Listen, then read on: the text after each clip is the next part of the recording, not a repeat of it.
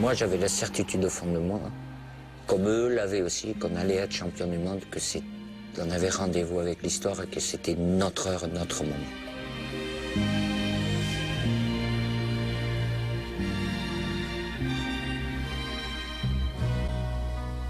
Je sais pas si ça durait 5 secondes, 15 secondes, et derrière, bam, là, voilà, cette fameuse émotion.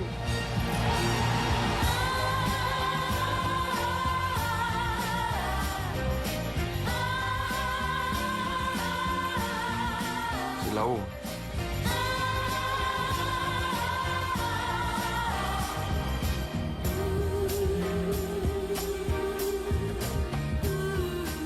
Je l'ai vu depuis tout petit, en coton, avec le coq brodé à la main, avec les numéros, les gros numéros. Moi, j'ai grandi avec l'équipe de France. Et d'avoir pu rajouter cette étoile sur ce maillot-là, c'est...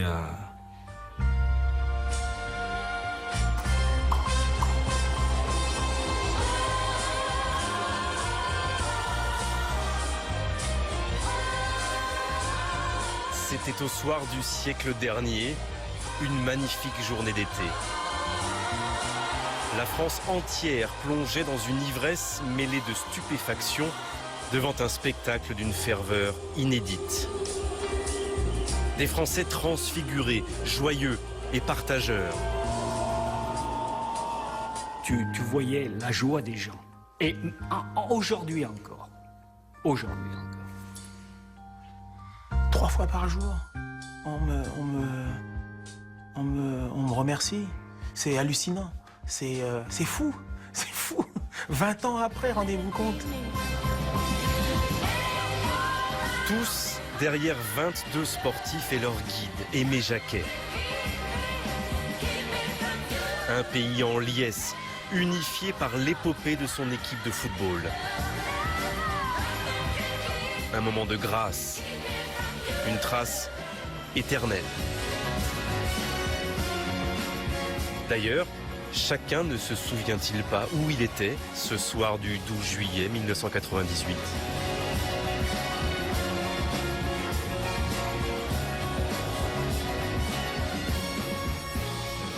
Ça va, merci. C'est quand même un beau stade. Hein. Didier Deschamps. Il semble que j'en ai déjà entendu parler. Stéphane Guillard. Bonjour. Jean Calais. Bonjour. Charbonnier. Bonjour.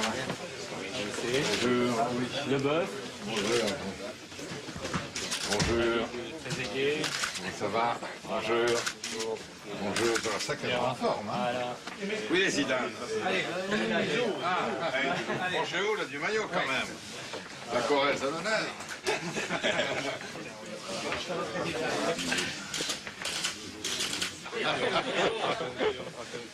Ah, ils sont dans une forme super. Oui, super.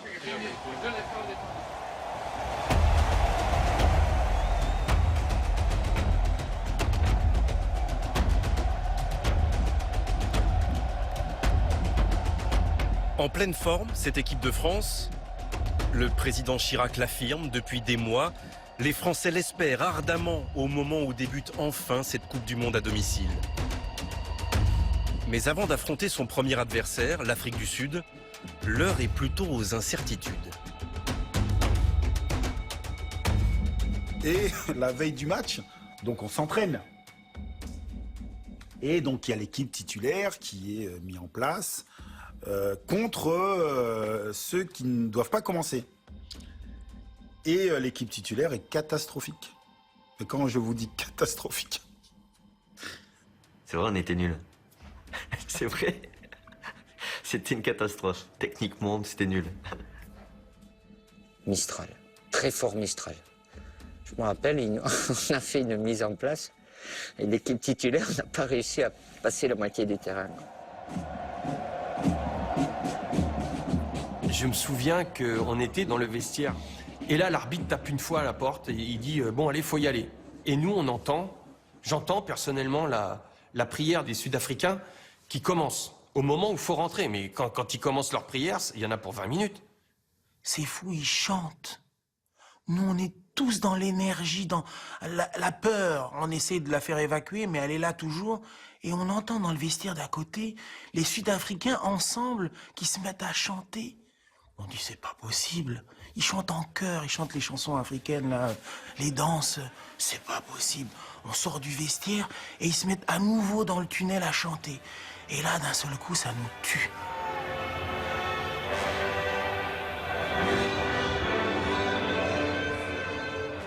Et là, je me retrouve face à Christophe Dugarry et je le vois pleurer. Et je lui dis, ça va, mon Dug? Et il me fait, tu te rends compte on va vivre là? Il me dit, on est en train de jouer le coup du monde.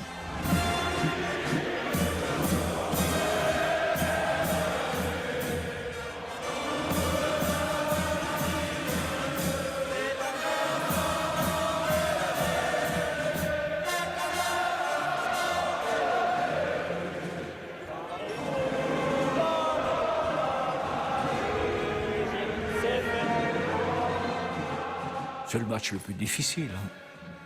Moi, je n'ai pas dormi la nuit. Hein. Bon, toute la nuit, j'ai réfléchi, je me suis dit, qu'est-ce que je fais? Comment... J'avais vu Titi, Thierry Henry, et je lui ai dit, écoute, prépare-toi, tu vas jouer. Tu dis rien à personne, mais tu vas jouer. Thierry Henry, sélectionné de la dernière heure ou presque, l'un des cadets de la troupe avec ses 20 ans. L'arme secrète d'Aimé Jacquet pour dynamiser la ligne d'attaque. L'efficacité offensive ou le souci du sélectionneur depuis des années.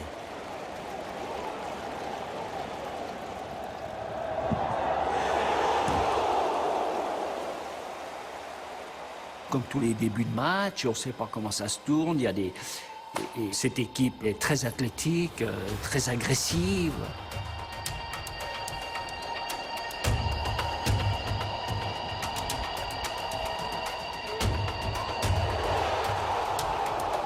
Stéphane Guivarch, meilleur buteur du championnat de France, se rapproche de la cible. Mais l'avant-centre se tord le genou après seulement 20 minutes de jeu. Guivarch se blesse. Ah ouais, là c'est un coup dur parce que Steph avait fait une préparation fantastique. C'est un buteur. C'est un buteur solide. Sans état d'âme. Pour le remplacer, Jacquet appelle un autre attaquant, Christophe Dugarry.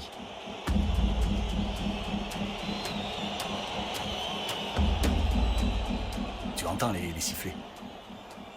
Ah, c'est dur, hein, tu entends les sifflets, tu sens que il y a au moins la moitié qui est pas très content que ce soit moi qui rentre.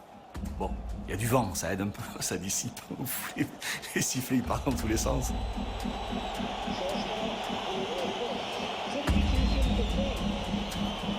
Dugarry que beaucoup ont surnommé Dugashi depuis son transfert à Marseille 6 mois plus tôt. Raillé, sifflé, critiqué pour son manque d'efficacité devant le but. Et ses premiers pas sur la pelouse du Vélodrome perpétuent son calvaire.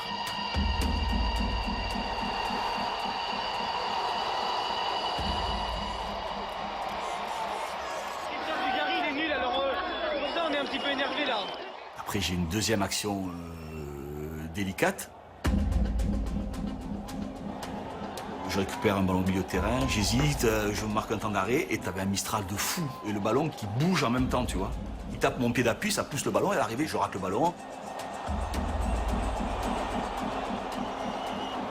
Après, je vais essayer de récupérer et je fais faute aux 25 mètres. Et là, je suis dans le mur. Et je me dis, s'il marque là, je suis cuit.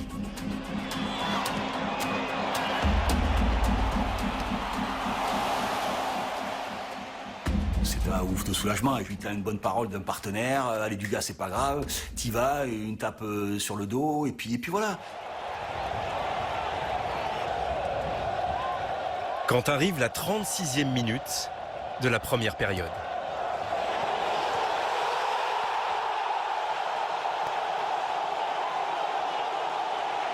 Pour la France, du numéro 21, Christophe Dugarry.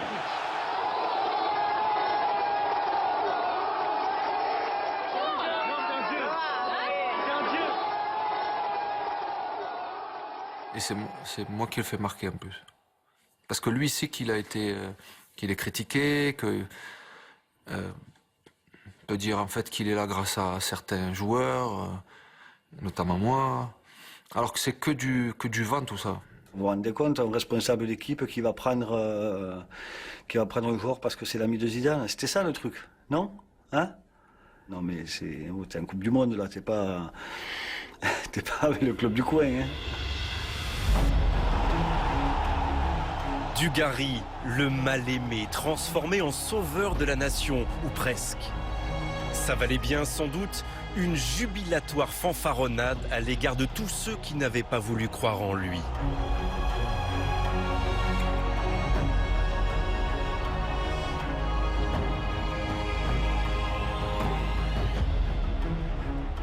Je vois Aimé qui tape son livre comme ça. Il fait, enfin!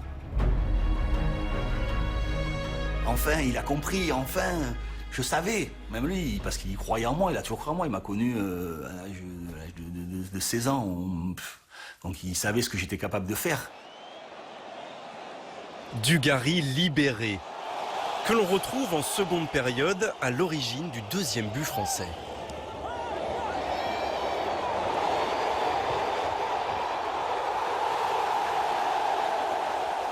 Dugarry qui partage le haut de l'affiche avec l'autre homme du match, Thierry Henry.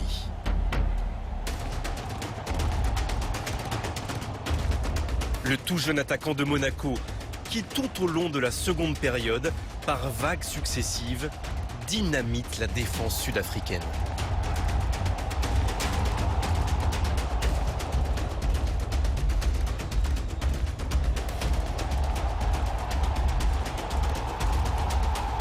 Henry, toujours lui, qui parachève le succès français juste avant le coup de sifflet final.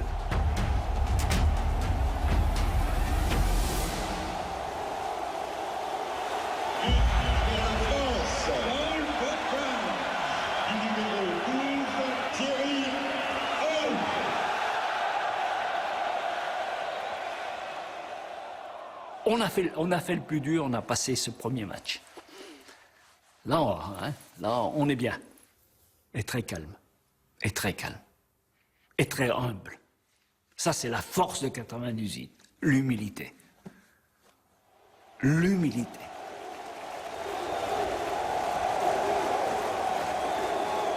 L'euphorie d'une première victoire.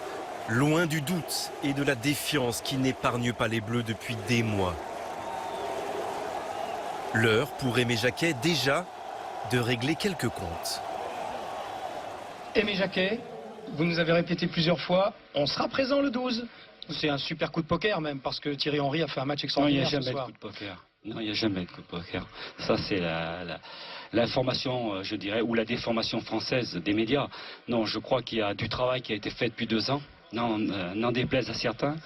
Parlez-nous aussi de Dugarry, on en a parlé tout à l'heure avec Zinedine, oui, parce que là aussi, oui, mais on est obligé de revenir un peu dessus. C'est lamentable, je dirais que c'est lamentable, ça dure depuis des années, c'est lamentable, des incompétents qui se permettent de juger.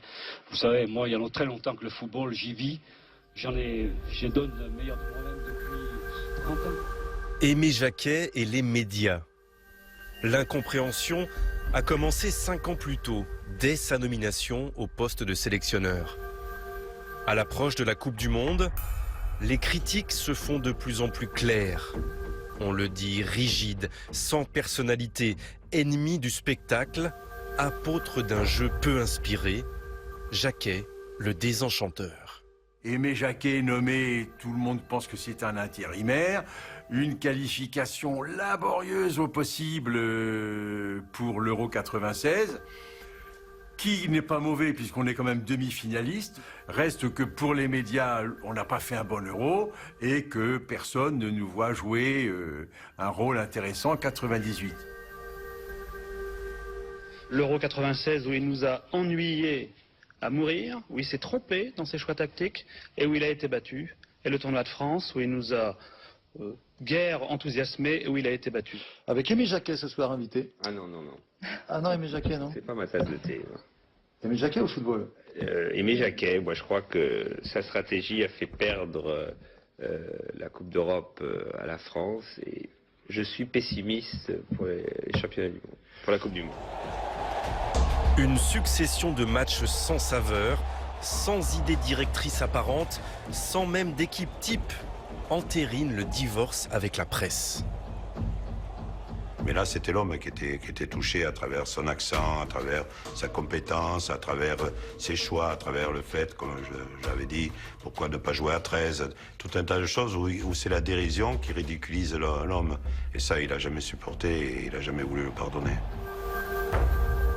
Et on joue à 13, ce fameux titre en une, quand Jacquet, un mois avant la Coupe du Monde, convoque par prudence 28 joueurs au lieu des 22 attendus. Nous attendons depuis des mois un leader qui donne un vrai souffle.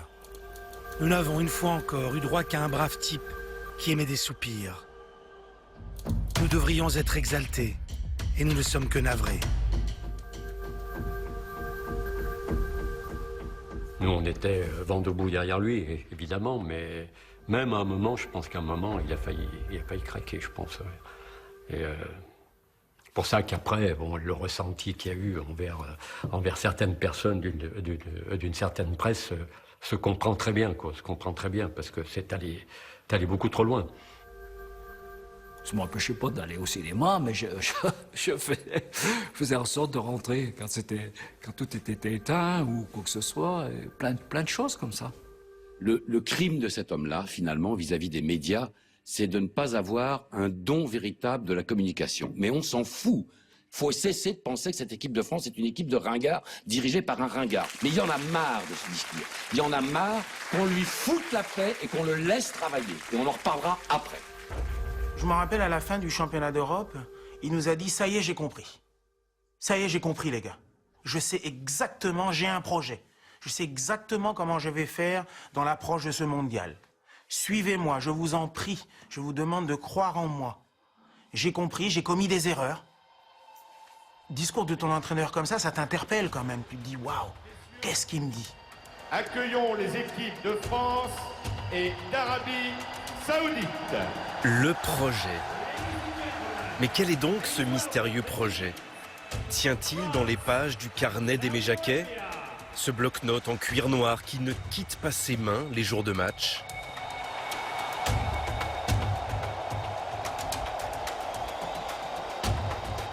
Trouve-t-on par exemple dans ce fameux carnet les solutions à tous les coups durs qui semblent s'abattre sur les Bleus? Comme la blessure de Christophe Dugarry, qui doit renoncer dès la 29e minute du deuxième match devant le public du Stade de France. Ridicule, je sais même pas pourquoi je lève la jambe, je le sais dès le début que le ballon je l'ai pas. C'est nul. C'est nul. Je cherchais ce ballon, j'ai aucune chance de l'avoir. Même si je le touche à peine quand il faut le contrôler, je sais pas pourquoi je fais ce geste. Après Guy Varche, un deuxième attaquant sur le flanc. La galère continue. Heureusement que l'on peut compter sur Thierry Henry, plus feu follet que jamais.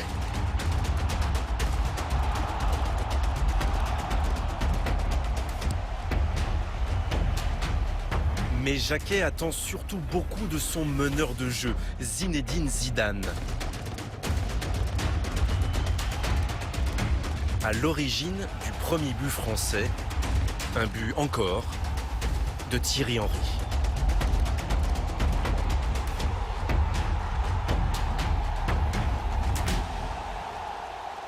C'est le leader technique. Ils étaient deux avec Youri, mais s'ils jouent... Youri, ça va pas lui perdre un peu plus, mais c'est lui oui, qui avait la responsabilité de la créativité, et ça a toujours été un joueur en norme. En 1998, Zidane n'est pas encore le roi de la planète football, mais il attire déjà toute la lumière. C'est autour de lui qu'Aimé Jacquet a construit son projet. C'est à lui qu'il a donné les clés du jeu offensif. On levait la tête, le premier qu'il fallait chercher, c'était Zidane. Pendant les entraînements, quand il faisait un geste ou un contrôle venu de je ne sais où, Ben, on voulait faire pareil, quoi. Et c'est ça qui était marrant. Bon, nous, ça marchait pas, quoi. Mais disons que tu sentais qu'avec Zizou, il y avait... Oui, c'était un autre level, ouais. C'est une autre qualité, ouais, c'est clair. Une élégance, il caresse le ballon, il le cache pour l'adversaire, et il nous le fait voir juste à nous. Et donc, c'est presque magique. 1-0 à la pause, puis 2-0 sur une tête de Trezeguet, le remplaçant de Dugarry. Cette équipe de France aurait-elle été taillée pour surmonter toutes les difficultés? J'ai la chance de marquer sur un centre de Lilian, un centre un peu tendu, un peu bizarre. Après, on sentait voilà, qu'on était solide, qu'on avait beaucoup d'envie de marquer beaucoup de solutions.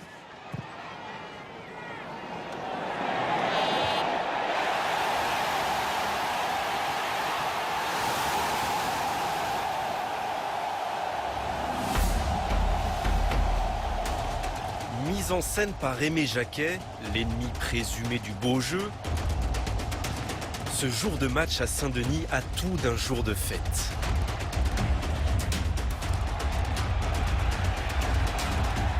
Et la touche finale du triomphe tricolore vient justement de deux hommes clés du système Jacquet. Djorkaeff, le Milanais, qui talonne pour Lizarazu, le défenseur du Bayern Munich.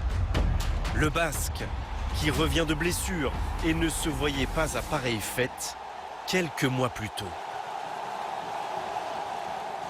Aimé Jacquet est venu à Munich pour parler avec moi, pour m'encourager. Et en gros, en résumant, pour me dire que si je revenais à 100%, je serais son arrière-gauche à la Coupe du Monde. Quand tu es blessé, tu es seul au monde. C'est-à-dire que il y a personne vraiment qui peut t'aider. Et le fait d'avoir ton sélectionneur qui vient te voir et qui t'amène un petit message de soutien comme ça m'a motivé grave.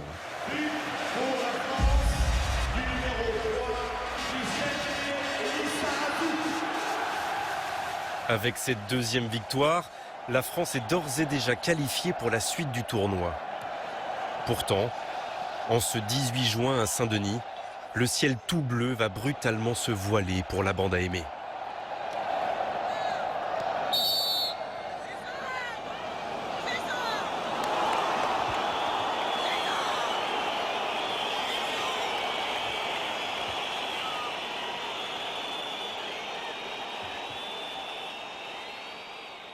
Ah ouais, c'est terrible. Là, ça a été dur, hein. Ben, ton meilleur joueur était expulsé, hein. Il faut regarder les choses bien en face, hein.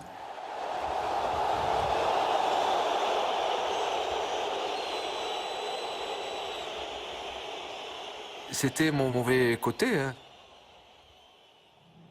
Personne n'est parfait, je l'étais pas. Et je suis pas fier en fait de ce que j'ai pu faire de temps en temps sur un terrain.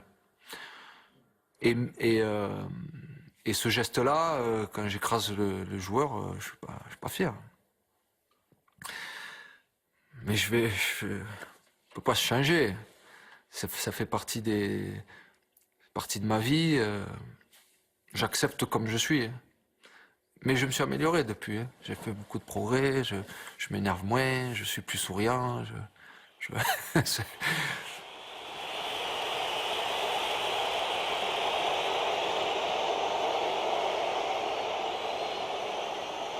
pense que la plus grande engueulade, c'est le silence, quoi. Hein, j'ai une image qui me revient. C'est quand il sort, il est expulsé, il passe devant Aimé Jacquet. Aimé Jacquet ne le regarde pas.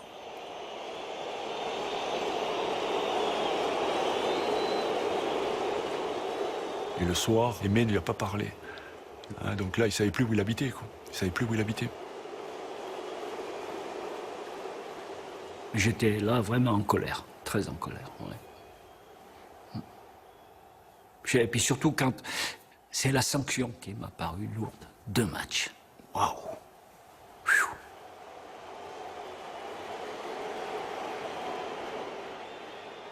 Zinedine, c'est impardonnable. Je crois que déjà sur les matchs amicaux, il a failli se faire expulser. Et là, bon, ici, on sait que c'est un joueur impulsif, mais bon, il va nous condamner sur 2 ou 3 matchs. Je pense qu'il va les prendre. Donc, sachant l'importance qu'a Zinedine Zidane dans notre jeu, c'est vrai que c'est un atout important que l'on perd et ça va pas être évident maintenant. Je sais, je m'en suis voulu, mais j'ai fait des erreurs moi aussi. Je sais, ça m'a Pourtant, j'ai toujours eu l'habitude d'être sous total contrôle. Hein. Mais là, ça m'a tellement énervé de le voir faire ça et de savoir qu'on n'allait pas l'avoir pour la suite. Et vu la faute, ça pouvait être assez grave que ça m'a mis hors de moi, quoi. Et je me rappelle, oui, avoir eu ces propos que je regrette et qui étaient déplacés. Et à peine arrivé à Clairefontaine, au retour, évidemment, il avait été mis au courant. Et je l'ai calmé tout de suite. J'ai dit, Zizou, excuse-moi, j'ai fait une connerie. J'en fais moi aussi. J'aurais pas dû.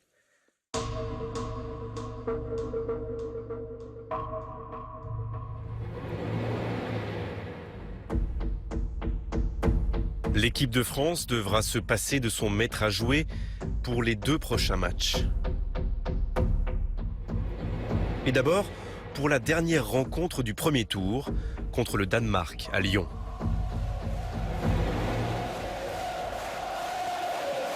Déjà qualifiés, les Bleus visent la première place du groupe, histoire d'éviter un gros poisson en 8e de finale. J'étais sur le banc de touche. Et ce jour-là, je regarde Marcel Desailly jouer. Et je me dis, mais c'est incroyable. Je me dis, le mec, il est trop fort. Et je me dis, en fait, on avait l'impression qu'il jouait avec des enfants. Didier Deschamps au repos, c'est son camarade de chambre, Marcel Desailly, qui porte le brassard de capitaine. L'un des Français les plus impressionnants depuis le début du mondial. Il était formidable compétiteur, un monstre physique, athlétique. Voilà. Après, lui, le match, c'est le match. Et des fois, c'est arrivé souvent. Hein. Il connaissait même pas les mecs contre qui il jouait. Hein. Des fois, ça arrivait même qu'il connaissait pas les mecs qui étaient avec nous. Donc. Marcel Desailly et Didier Deschamps, l'un des socles de l'équipe de France. Une amitié forgée dès l'adolescence du côté de Nantes. Rappelez-vous qu'on arrive ensemble au centre de formation à l'âge de 14 ans, hein, qu'on est 2 garçons totalement différents. Puisque lui, il avait déjà une maturité en lui. Hein, il avait déjà une avance par rapport à nous. On était assez éloignés l'un de l'autre en termes de culture, en termes de comportement. Ouais. Ma mamie, carrément à l'opposé. J'étais obligé de me battre pendant des années avec lui pour l'extinction des feux, parce que lui, il dort, c'est aléatoire. Moi, j'avais besoin de tranquillité, pas avoir de... Lui, plus il avait de trucs à s'occuper, même à 5 heures, 2 heures avant le match, il était en train de régler des trucs. Il avait besoin de ça. Ouais, non, Marcel, ça dépasse le domaine du foot, quoi. C'est mon ami, ça le restera, quoi qu'il arrive, quoi qu'il puisse faire. Marcel Desailly est l'un des rares rescapés du turnover organisé par Aimé Jacquet, France-Danemark, ou le match des remplaçants.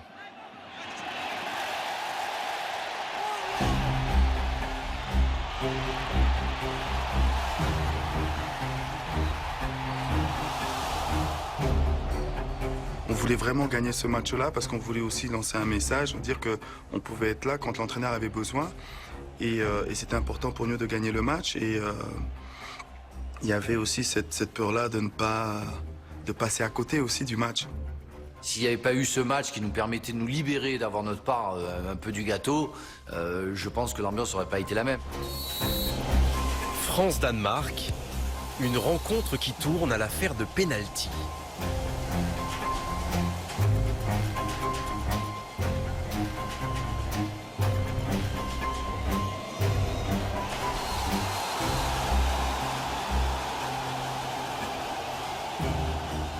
Je ne devais pas le jouer. Je ne devais pas le jouer. 11h du soir, la veille de match, Aimé est venu m'attraper, enfin, est venu m'appeler pour me demander si j'étais prêt pour jouer le match. J'ai dit, mais bien sûr, quand même. Quelle question. Dans les buts français, c'est Bernard Lama qui aurait dû faire face à Michael Laudrup, le buteur danois. Mais au dernier moment, le remplaçant désigné de Barthez a refusé de jouer.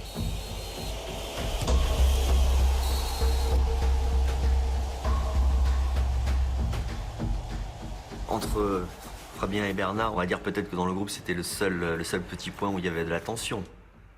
Mais en même temps, ça n'a pas eu d'impact sur le groupe. C'était compliqué. Quand je me touche l'oreille, là, c'est un signe non verbal. Ouais, c'était compliqué. Ah.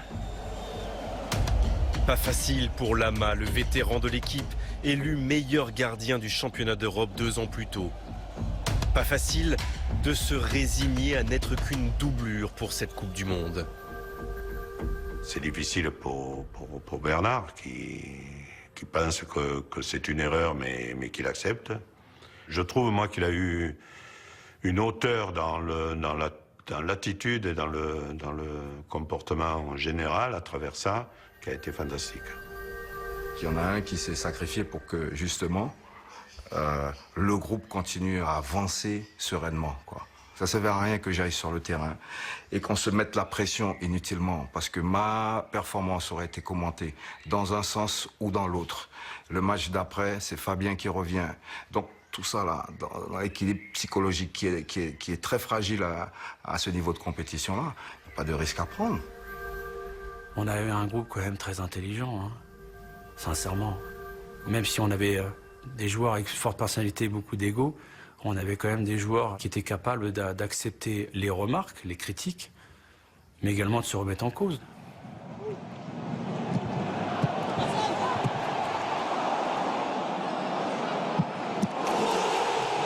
Trois matchs, 3 victoires pour les Bleus, meilleure attaque du tournoi. Tous les voyants sont au vert pour les hommes de Jacquet avant d'attaquer les matchs coup près.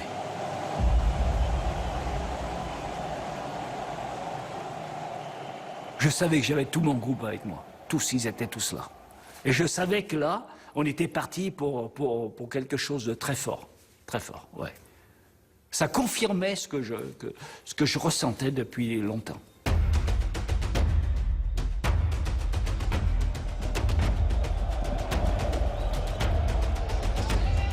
Avec les rencontres à élimination directe, c'est une autre compétition qui commence. C'est une autre Coupe du Monde qui voit le jour. Les victoires du premier tour ont déridé les plus sceptiques. Mais pour les Bleus, il reste tout à prouver. Et d'abord, vaincre le Paraguay. Paraguay. Mon Dieu. Paraguay. Oh. Le couplet de la défaite interdite est à l'ordre du jour face à un adversaire méconnu et a priori plus faible. Une armée d'anonymes où le gardien et capitaine José Luis Chilavert prend seul toute la lumière.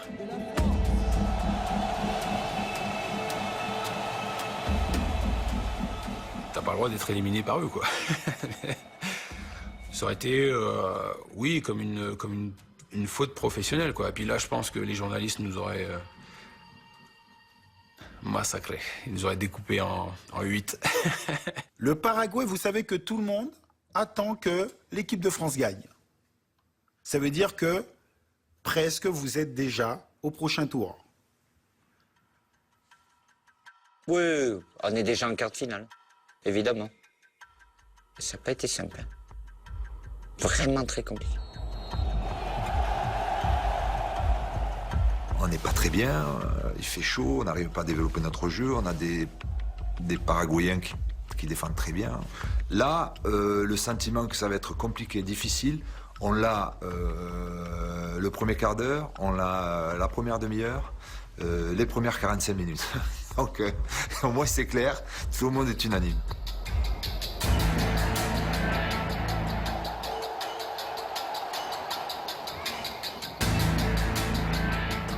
dégageaient tous les ballons. Ils étaient toujours à 2 sur chaque joueur. Ils se battaient comme des chiens. Tu pouvais pas te tourner. Il y en avait toujours un qui te harcelait, un autre qui te pressait.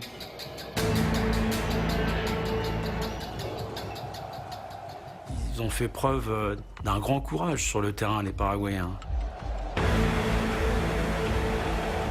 La garra, l'autre nom de la bravoure chez les hommes au maillot rouge et blanc. Des vertus qui consistent à jouer crânement sa chance, à vendre chèrement sa peau, à disputer le match de sa vie. On savait que leur tactique, c'était de nous amener au pénalty, nous dégoûter, nous frustrer, nous épuiser mentalement et physiquement.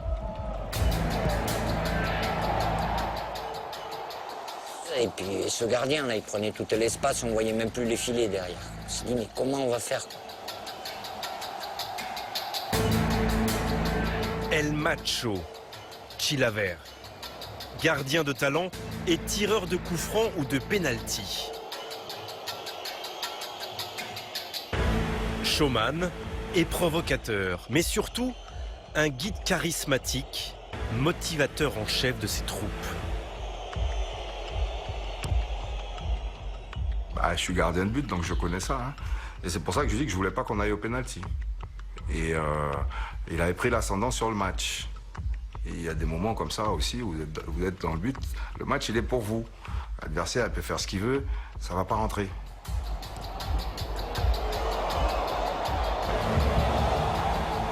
Je voulais me le faire. Il était grand, il était costaud, il était en pleine confiance. J'étais face à lui et j'ai commencé à l'insulter. Des insultes en espagnol qui même pas je sais ce que ça veut dire. Je voulais qu'il perde la confiance qu'il avait.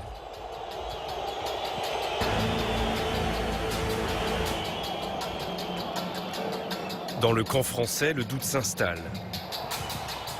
Pour les 42 000 spectateurs lensois, comme pour les 16 millions de téléspectateurs, France-Paraguay devient le match de la crispation.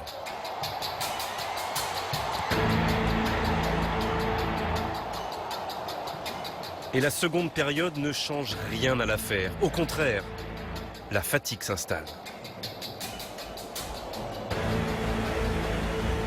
Je perds 7 litres d'eau dans ce match-là. Je suis complètement lessivé. Je suis à la ramasse. Je suis dans les chaussettes.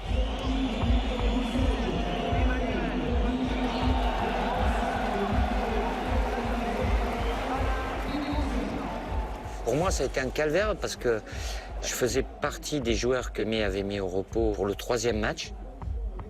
Et je suis arrivé là, j'étais carbo. Carbo. J'avais perdu le rythme. En plus, on jouait l'après-midi, il faisait chaud. Putain, voilà.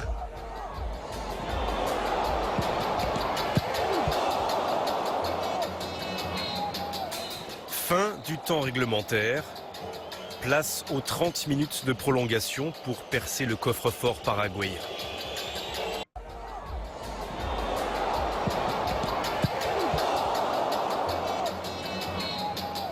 Fin du temps réglementaire. Place aux 30 minutes de prolongation pour percer le coffre-fort paraguayen.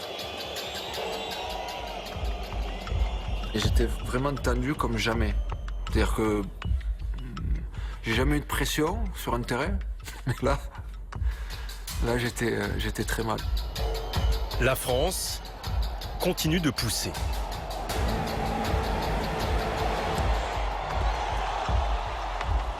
Mais le problème, c'est qu'ils sont dans leur surface de réparation et que le gardien arrête tout, quoi. Et on a plusieurs coups de pied arrêtés, notamment corner. Et là, je décide de rester, quoi, de rester devant parce que le temps presse. Lydian et Marcel, ils sont assez grands pour assumer, pour assurer les attaques de nos amis paraguayens. Laurent Blanc, à 32 ans passés, sait que l'occasion d'une autre Coupe du Monde ne se représentera pas.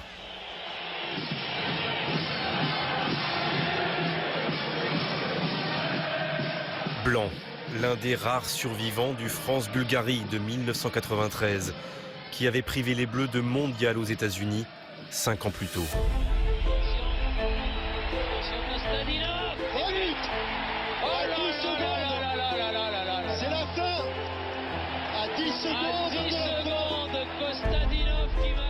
Lui, Kémé Jacquet, viendra tirer de la retraite internationale qu'il s'était infligée après ce naufrage au Parc des Princes. Eh bien, il faudra encore attendre 4 ans. Cette fois-ci, la Coupe du Monde en 98, elle aura lieu en France. Mais ça paraît tellement loin que vraiment, on n'a même pas le courage de regarder aussi loin. Je faisais partie des gens qui avaient failli, donc j'avais été ciblé. Dans un élan de colère, je me suis dit, bon, si ça ne veut pas aller dans le bon sens, ils vont me prendre la décision d'arrêter. Mais moi, l'équipe de France, si j'ose dire, ça a été vraiment l'élément moteur de ma carrière. Et il m'a fallu attendre longtemps pour être récompensé. Et au bout des efforts, des choix et des sacrifices, il y a ce dimanche après-midi sur la pelouse du stade Bollaert de Lens. C'est là que Laurent Blanc, surnommé le président, va écrire la plus belle page de sa vie en bleu. Avec la règle du but en or, la première équipe qui marque a gagné. De quoi donner froid dans le dos à ceux qui voient Laurent Blanc déserter sa défense pour aller traîner dans la surface de réparation paraguayenne.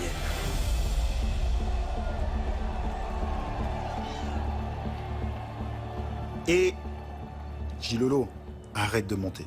Je dis arrête. Parce que je commençais à paniquer. Je me dis si on prend un but, là, on n'a plus le temps de récupérer. Et donc comme Laurent, parfois, est un joueur qui porte le ballon, qui va à l'offensive, je dis Lolo, reste derrière, 0 risque, à l'italienne. Pas de risque. Marcel dit à Lolo, reste. Et Lolo le regarde, il lui fait comme ça, et il part. Il monte. Non, oui, Laurent. Reviens.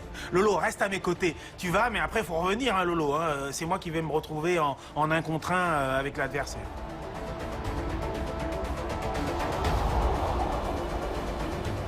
On se dit, si on se prend un contre avec le but en or, on n'est pas bien.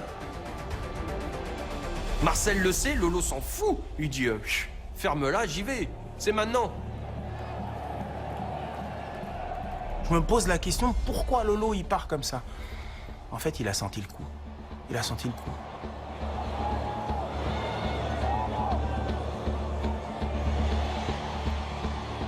Je m'écarte un peu, et puis je vois David tout seul. Et puis donc, mon objectif, c'était de lui donner... Enfin, essayer de lui donner parfaitement. Donc je le vois, je fais un petit centre un peu lobé. Quand le ballon, il va vers David, je me retourne et je m'aperçois, même s'il y avait beaucoup de monde dans la surface de réparation, que je suis assez libre.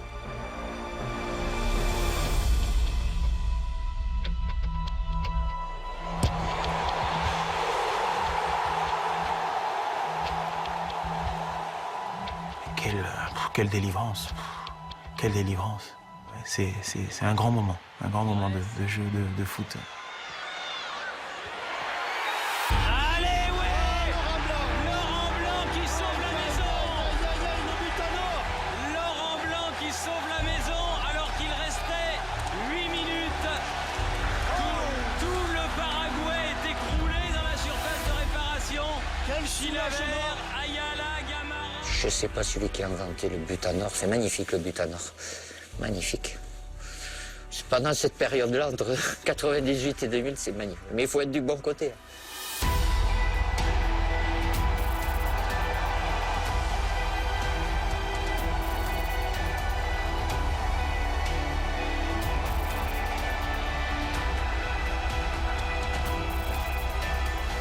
Laurent Blanc célèbre de la plus glorieuse des manières sa 72e sélection, égalant ainsi Michel Platini, qui, depuis les tribunes, ne semble pas vraiment lui en tenir rigueur. C'est aussi, pour d'autres, un soulagement plus profond encore. Une vie qui aurait pu basculer, et finalement un destin qui poursuit son chemin grâce au but de la 113e minute.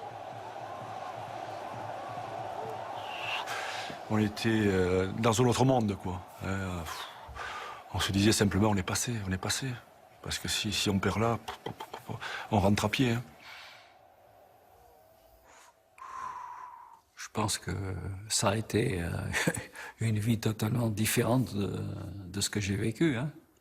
Je pense que là, ça a été très dur pour moi et pour les miens. Ça, c'est sûr, oui. Ouais. Ouais. Ça a été même très, très dur. D'ailleurs,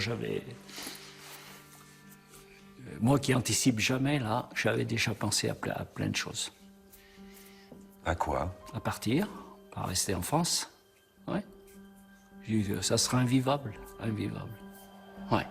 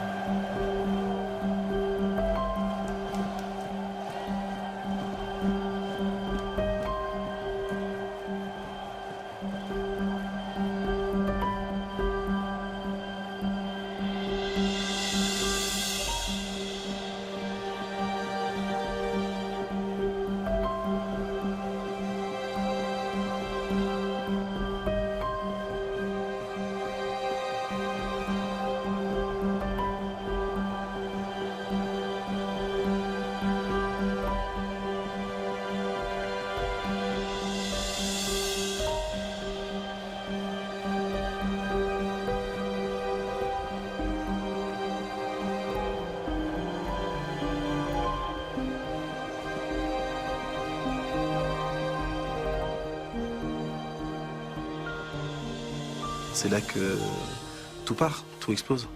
Et là, tu te dis, on va faire quelque chose de grand. Il y a un avant et il y a un après le Paraguay.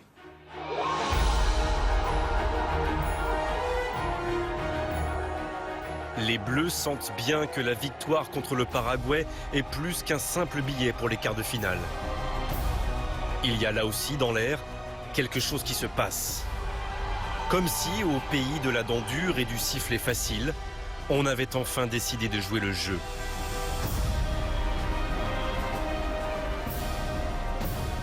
Et après qu'on ait débuté dans l'indifférence générale, voire la suspicion, là, pour la première fois, concrètement, on dit « Ah tiens, là, les Français sont là ». Les Français ont adhéré, les Français ont compris qu'on allait peut-être faire quelque chose de beau, de fort, de grand. Et là, on en parle entre nous dans le quart. C'est un tournant.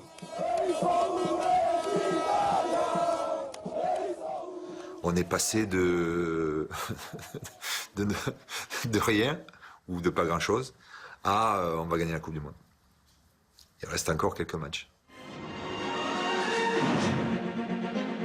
Mesdames et messieurs, bonjour. La fièvre du football, que le meilleur gagne. Un kit ou double pour la France comme pour l'Italie cet après-midi dans la Coupe du Monde. Car maintenant, place aux choses vraiment sérieuses.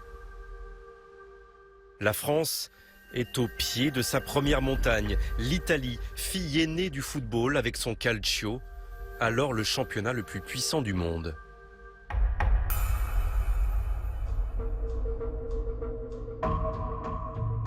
Et c'est dans leur retraite, au plus profond de la forêt, que les Bleus vont préparer ce quart de finale. Et on est content de rentrer à Clairefontaine comme ça, c'est ça l'état d'esprit. Et on est content le lendemain de faire notre petit barbecue, voilà. C'était après chaque match, c'était le petit barbecue qu'entre joueurs. Ça c'était très fort, c'était très important ça. C'est tellement magnifique à Clairefontaine que cet intérieur est intouchable, impénétrable. Moi, j'avais l'habitude d'inviter ma famille à Clairefontaine, avant chaque match, sous un arbre, à discuter, à palabrer avec eux. Et ça, c'est le fort aussi du coach, de pouvoir laisser des familles entrer. Je pouvais être un fou même, parce que je partais dans le bois, j'allais faire mes balades, machin, je prenais des arbres. Enfin, ce que je veux dire, c'est que... Clairefontaine, à l'écart de cette vibration qui chaque jour s'amplifie un peu plus. Derrière ces murs, on répare les blessures et surtout, on peaufine la tactique capable de faire tomber le voisin italien. Accueillons maintenant les équipes nationales de l'Italie et de la France.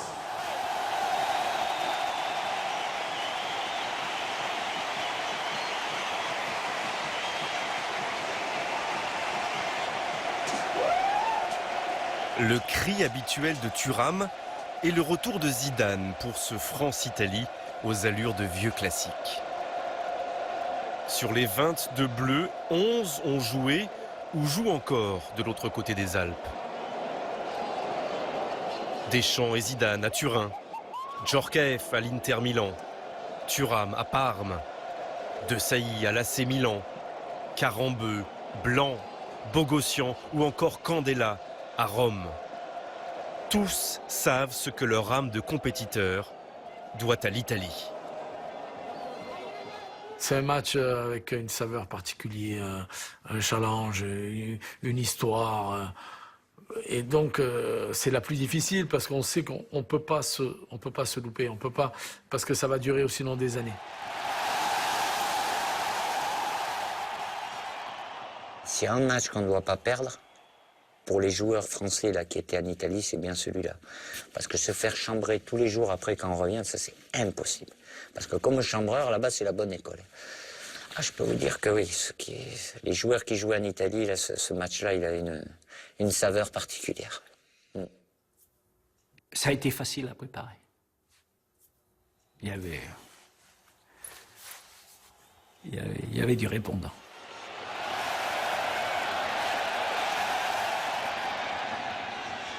Devant 77 000 spectateurs, le match ressemble exactement à ce que l'on pouvait imaginer.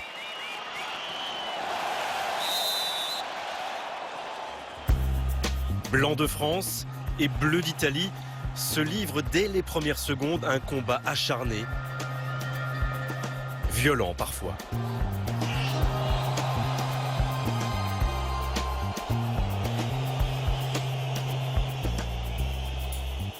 Il était hyper compliqué ce match-là. L'Italie, de toute façon, c'est très bien, c'est costaud, hyper costaud défensivement. Pour les déstabiliser, c'est hyper compliqué. La France joue un peu plus, tente un peu plus.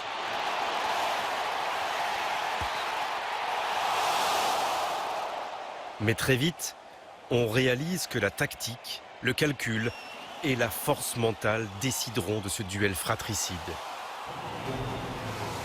C'était un match italien des deux côtés. C'est l'Italie contre l'Italie. Peut-être pas spectaculaire, forcément, vu le score, mais très verrouillé, et l'intelligence tactique des deux équipes, mais on n'a pas été inférieur, voire même supérieur à l'équipe d'Italie, qui était la référence là-dessus. Dans les grandes compétitions, ils ont une faculté à faire déjouer l'adversaire, ils font pas de fautes, ils donnent rien. L'équipe d'Italie, elle donne rien. L'Italie ou la patrie du catenaccio, le cadenas.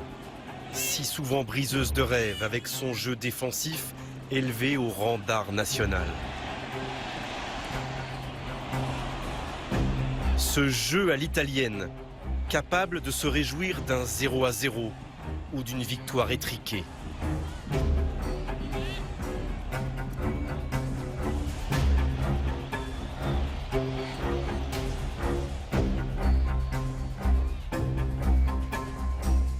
Mais en ce 3 juillet 1998, la Squadra Azzurra a trouvé à qui parler avec cette défense française de fer.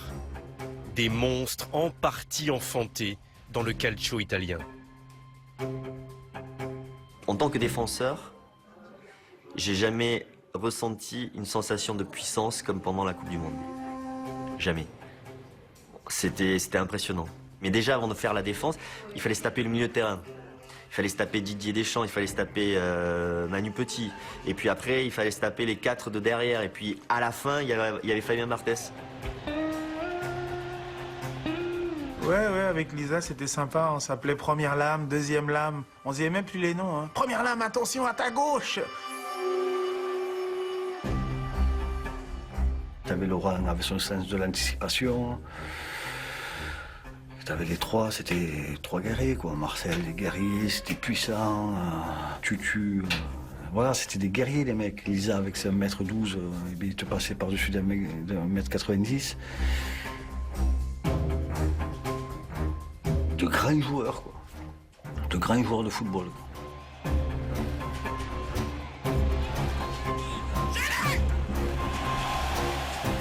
Face à face, 2 défenses en titane et sur le banc 2 tacticiens de haut niveau. Une partie d'échecs à l'issue presque évidente. 0-0 à la fin du temps réglementaire, place à la prolongation. Irrespirable, avec comme face au Paraguay, l'ombre du but en or. On sait maintenant qu'il suffira d'une seule action pour remporter la mise. Un kit ou double taillé sur mesure pour le pied droit de Roberto Baggio, rentré en seconde période. Oh là là là là là, je l'ai encore. Ah, tu vois, je me rappelle pas beaucoup de choses, mais waouh, waouh, waouh. Baggio, ballon d'or 5 ans plus tôt. Baggio, l'attaquant le plus doué du football italien dans ces années-là. Je glisse. Putain, je glisse. Ouais, les deux là, c'est pareil. Il fait cette volée, et c'est vrai qu'on se retourne, et on voit le ballon qui flotte. Pour nous, il est dedans, il est en pleine lucarne. Et là, tu pries, ça dure, la prière, elle dure 3 dixièmes. Et on sait pas pourquoi. Il y a un ange qui est venu, tac, tu sais, tac. Et là, quand tu vois le ballon passer à côté, tu dis, allez, c'est bon, c'est fait. Ils ont attendu ce moment, ils l'ont eu, ils ne l'ont pas mis au fond.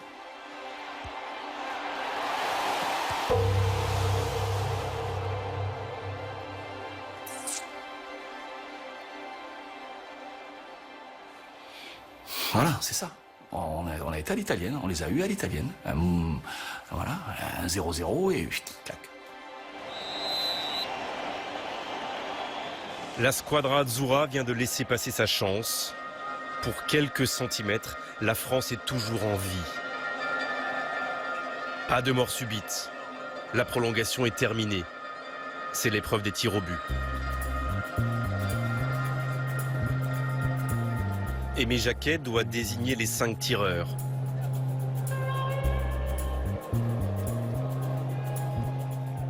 Je vais te donner un exemple en fait. Quand on va pour donner les noms, il y a pas ce, je sens pas en fait ce chahut qui en général quand tout le monde est stressé, qui c'est qui va tirer, qui c'est qui va machin, ah non pas toi ou toi. Et là il y a pas tout ça. Donc en fait je sens qu'il y a beaucoup de sérénité avant de tirer au but et c'est très important. Dans quelques minutes, c'est une place en demi-finale de Coupe du Monde qui se joue.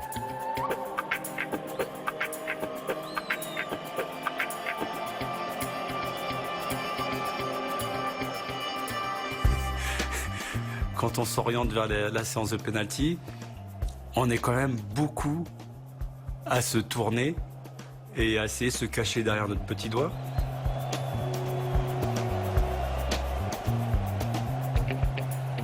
Le coach donc m'a regardé. Et puis nos regards se croisent. Et à un moment donné, nos regards se croisent et puis il revient dans mon regard. Thierry, tu tires? J'ai dit ouais. J'ai fait comme ça, puis j'ai fait ouais. Et il m'a regardé, il a fait ouais ou oui? J'ai dit oui, ouais, y a pas de problème. Voilà. Et voilà comment je me suis retrouvé dans la séance de tir au but. Et pas évident. Pas évident, t'entends les anciens parler derrière toi, à dire pas mal de trucs, je sais pas s'ils vous l'ont raconté. Mais tu sentais qu'ils étaient pas très sûrs d'eux.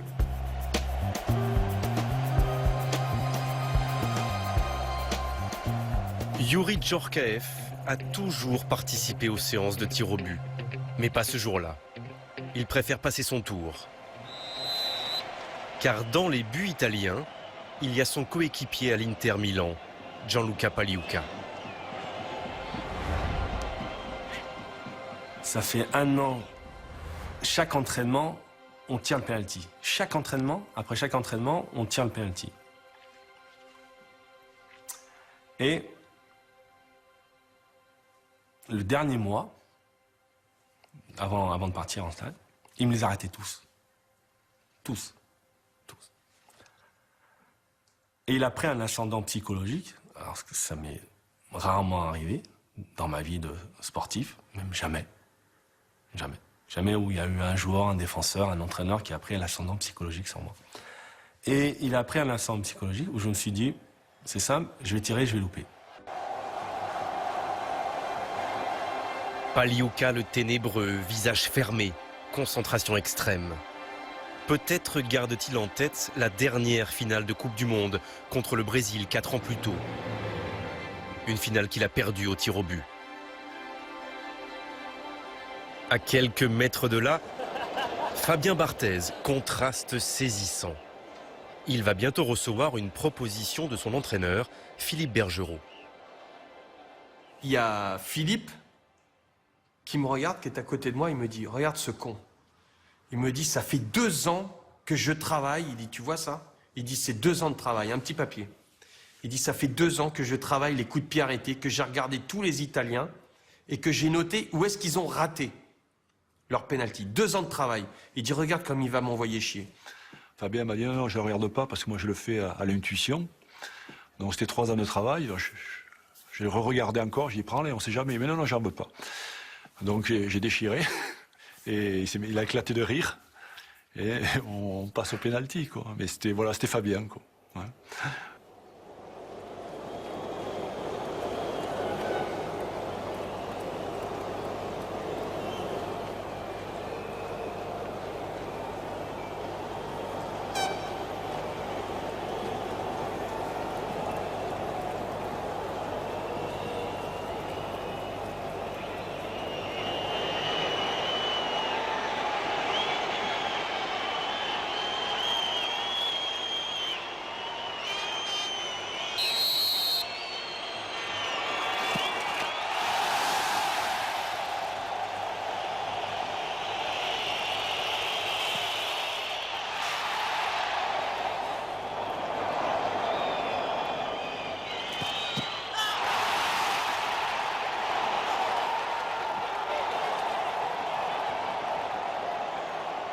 Fabien avait une confiance. C'était impressionnant. Hein. D'ailleurs, à l'entraînement, il défiait tout le monde, il tirait les pénaltys, il arrêtait, il battait tout le monde. Hein. C'était...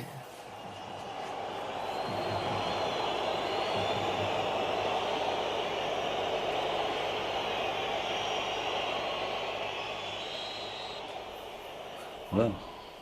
Parce qu'il y a tout ce qui est écrit dans le livre, mais après il y a la réalité, quoi. Il y a le...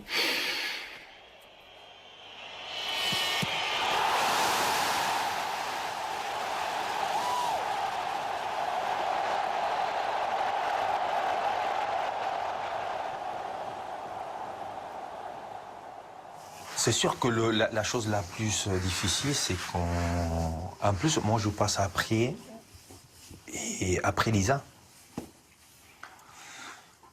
Et après, voilà, c'était Pagliuca. Pagliuca, c'était un homme très important dans le football, surtout italien. Et plus tu t'approches, je voyais Pagliuca énorme.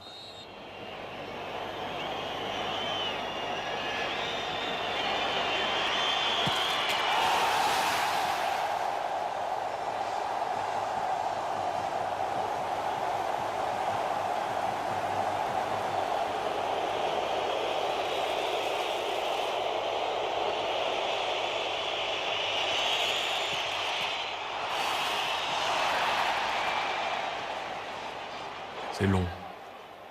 C'est long, une éternité. C'est long.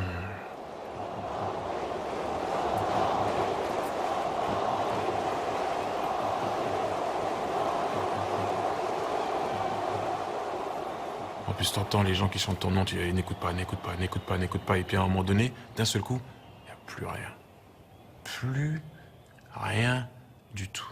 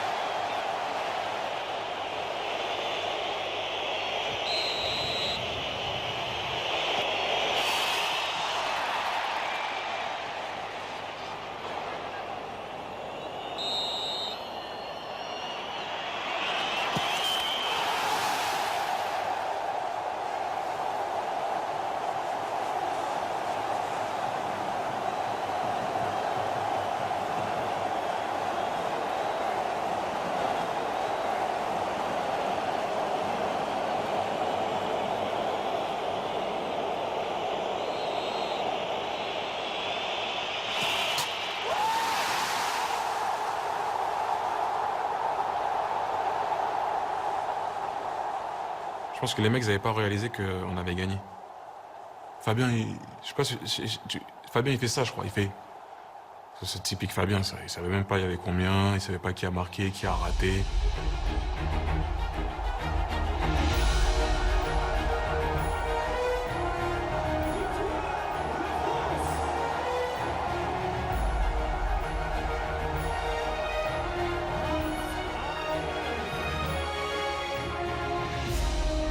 La France n'a pas seulement battu l'un des favoris de la Coupe du Monde. Elle vient de mettre à terre un géant du football avec ses 3 étoiles brodées sur le maillot.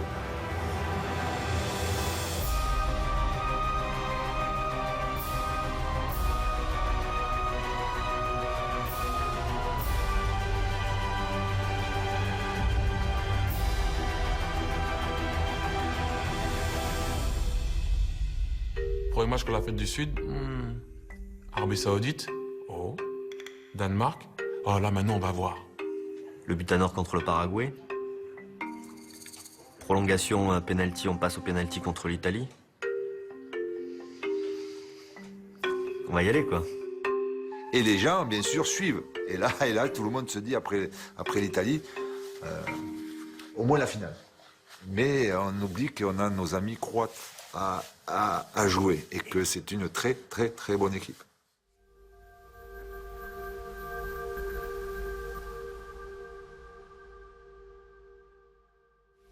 La Croatie, en battant l'Allemagne en quart de finale 3-0, a privé la France du match de tous les symboles. La revanche contre l'ex-RFA, qui si souvent lui a brisé les ailes. Coup de maître pour la jeune nation croate qui dispute sa première Coupe du Monde. Aimé sentait qu'il allait se passer quelque chose, mais pas quelque chose de positif. Donc il n'a pas arrêté de le rabâcher. Attention, attention, c'est pas facile. Les Croates, ils sont de bons joueurs, de bons techniciens. C'est aussi des... Ils savent tricher, ils savent vous faire disjoncter. Ne disjonctez pas. Ces hommes, encouragés par leur président, sont le dernier obstacle à l'espoir de ce qui n'a encore jamais été. Voir l'équipe de France en finale de la Coupe du Monde. Et enfin, effacer les complexes du passé. Comme d'habitude, la France va passer à ça de l'exploit. Parce que c'est ce que tu as appris toute ta jeunesse, où tu as vu ça. Car si les Français désormais communient derrière la bande à Jacquet, c'est aussi parce qu'ils ont de la mémoire. Celle de la victoire qui vous tend les bras et qui finit par s'échapper. Celle des larmes qui coulent après les défaites glorieuses. Eh bien, c'est l'Allemagne qui disputera la finale de la Coupe du Monde. C'est la très très dure sanction de ce match. J'ai vécu 82. J'étais enfant, je me souviens encore. J'ai pleuré. Vous voyez ce que je veux dire? Et donc ça vous met une rage. Et surtout, ça vous dit que vous êtes capable de... Ladies and gentlemen, please welcome the teams from France and Croatia.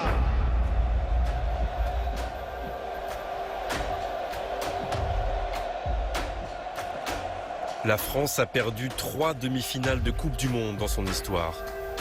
Mais les Bleus de 98 ont trop la culture de la gagne pour se laisser distraire par les fantômes du passé.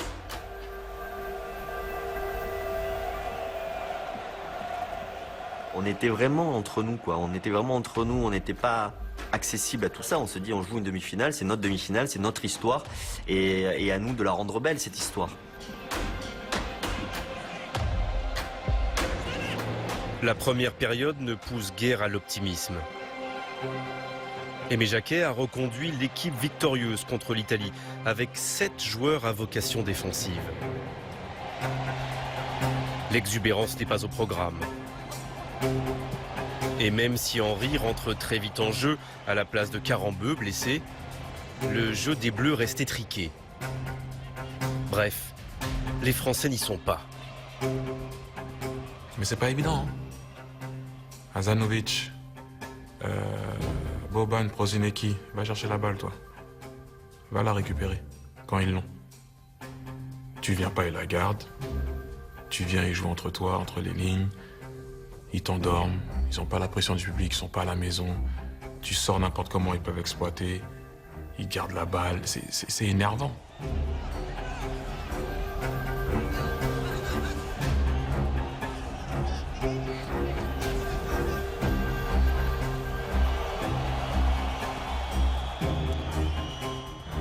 On n'est pas dans le match.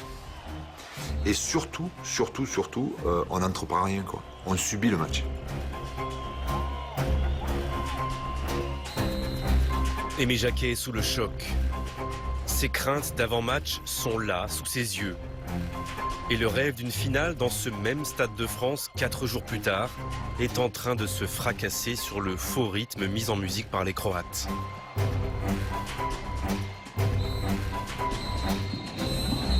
« 0-0 à la pause. Tout est encore possible, bien sûr, mais pour la première fois, Jacquet perd pied. Et je sens qu'Aimé est en difficulté. Et quand on rentre au vestiaire, tous les deux à côté, Aimé me dit « Philippe, on est mort. Je ne retrouve plus mon équipe, on est mort. » Je vous demande une seule chose, pendant cette compétition, de faire attention à mon affectif. Impitoyable. Si vous voyez que je bascule un peu trop, pouf, faut secouer. Donc, à l'habitant, Bergeron m'a secoué. Hein. Je le prends et je lui dis, tu lâches pas. Hein. Je lui dis, tu lâches pas. Hein. On lâchera rien. Et quand le basque te dit ça dans les yeux, j'ai tout de suite compris. Tout de suite compris. Allez. J'ai vu partir dans le vestiaire, je suis rentré. Oh, il les a massacrés. Il les a massacrés. Ah, ils n'avaient jamais entendu Aimé comme ça.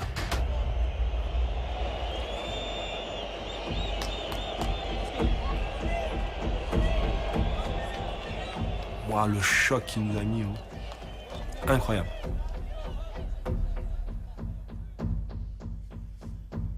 Il vous dit quoi en fait? Il nous dit si vous voulez perdre, continuez comme ça, vous inquiétez pas, vous allez perdre. Continuez comme ça, vous allez perdre. Vous avez peur de perdre? Continuez comme ça.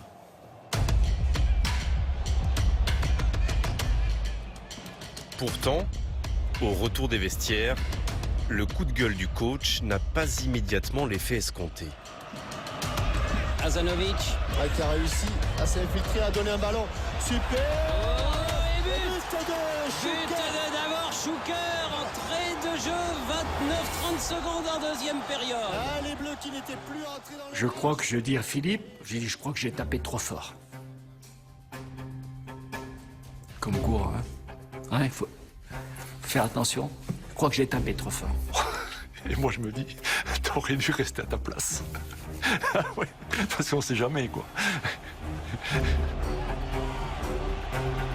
C'est alors que démarre l'instant Thuram. 23 minutes pour devenir une légende. Thuram. Et là, c'est un grand moment. Là, c'est vraiment un grand moment.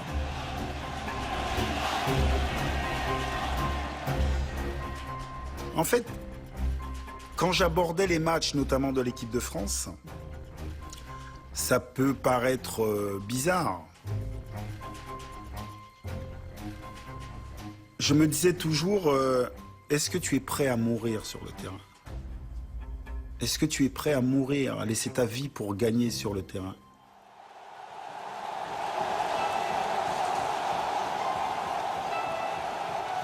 Je reçois à 18 mètres, j'ai deux options, je peux contrôler, frapper pied gauche. Et là, sincèrement, je vois un truc, je sens un truc arriver dans mon dos comme ça. Et je suis extérieur au pied droit.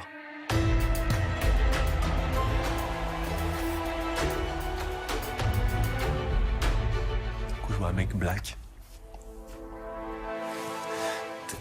C'est qui notre attaquant noir devant? Le black, c'est qui? Un coup, voilà. Thuram.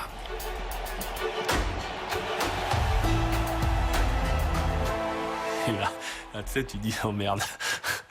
Merde, j'aurais dû frapper. J'aurais pas dû la mettre. Tutu, je le connais depuis Monaco. Il tacle, je sais pas ce qu'il fait, il tacle, il marque.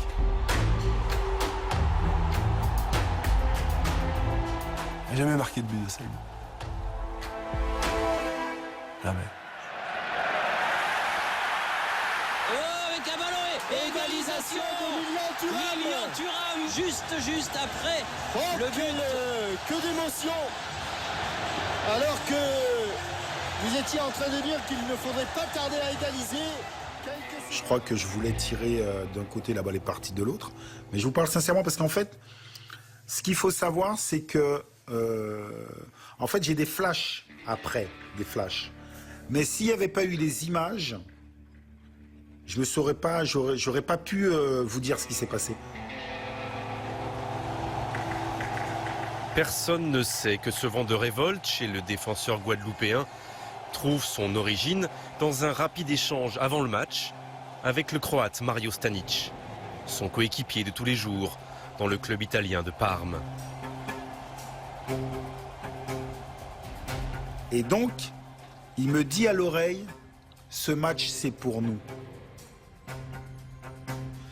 Et quand Suker marque le but, en fait cette phrase-là me revient. Et je me souviens en train de me dire, non, le match il n'est pas pour vous, il est pour nous. Je pense que c'est cette phrase-là qui explique tout ce qui se passe après. Zidane, transversal, Thuram. Superbe avant-prise, superbe contrôle. Là, il faut venir l'aider, lui proposer des solutions. Il est passé, nouvelle frappe. Et but de Thuram. L'enroulé du pied gauche. Tutu qui a jamais utilisé son pied gauche de sa vie. Déjà qu'il avait difficulté avec le pied droit déjà. Eh bien, c'est le jour de gloire de Lilian Thuram. Il frappe à pied gauche, hein. Il a jamais été gaucher, lui, non, de sa vie. Ouais, juste pour descendre du lit.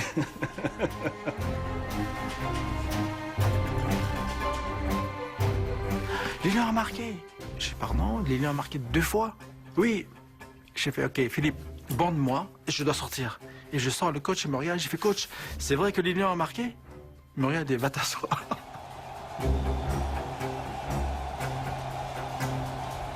Lilian Thuram n'avait jamais marqué en équipe de France. Tout au long de ses 142 sélections, il ne marquera plus jamais. Et là, on vient tous sur lui et on se dit, c'est pas possible, c'est pas possible. Il nous emmène en finale. Mais décidément, rien n'est simple dans cette Coupe du Monde, comme si la France aimait à se faire peur.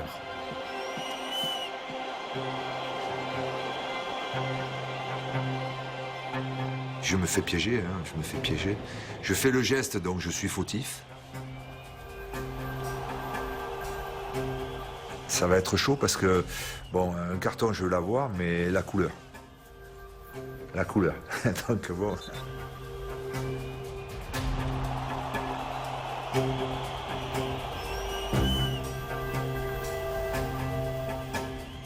Un carton rouge qui privera Laurent Blanc de la finale si les Bleus se qualifient. Mais qui pour l'instant laisse ses coéquipiers à 10 contre 11 pour la fin du match. Un petit but d'avance et 15 minutes encore à tenir pour les Bleus.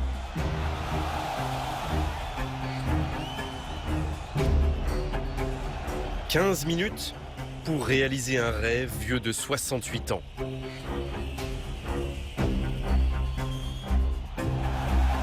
15 minutes pour montrer que le Français Jules Rimet n'a pas inventé la Coupe du Monde que pour les autres.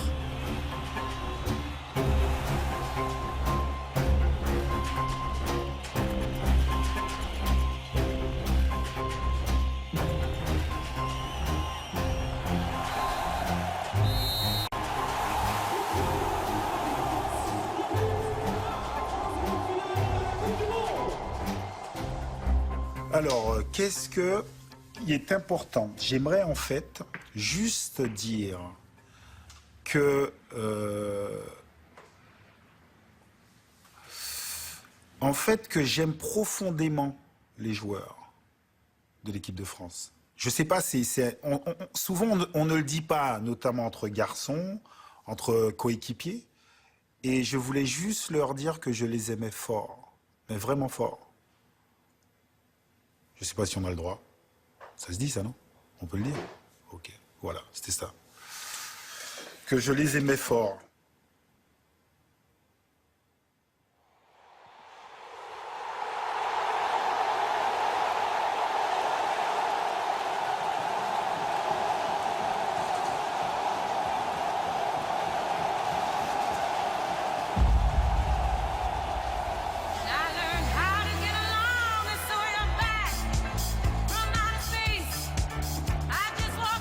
« 300 000 personnes sur les Champs-Élysées, des dizaines de milliers à Bordeaux, sur le Vieux-Port à Marseille. Cette fois, la France entière chavire de bonheur.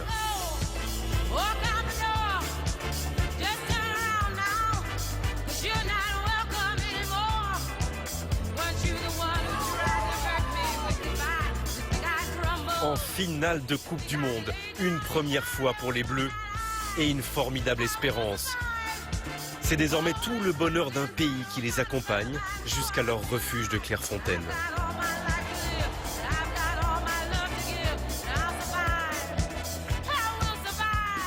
Quand je rentre dans la chambre, je vois Lilian en train de dormir. Je dis, qu'est-ce que tu fais, Lilian? Avec sa couette là, il mettait toujours sa couette par-dessus. Il me fait, on a une finale à jouer, hein. On n'a rien fait là. Je dis, Lilian, savoure quand même. Il fait, non, non, non, non. Si j'ai marqué pour perdre, c'est pas possible. C'est inimaginable. Donc moi, à un moment donné, on n'a rien fait. Donc il me dit, toi aussi, tu dois te mettre à dormir. Parce qu'on aura besoin de tout le monde en finale. Et tu te dis, il a marqué 2 buts. Et je dis, le gars, il est fou. Le gars, il est fou. Je suis dans la chambre d'un fou. Même pas il savoure. Il était habité par la finale, la finale, la finale et gagner.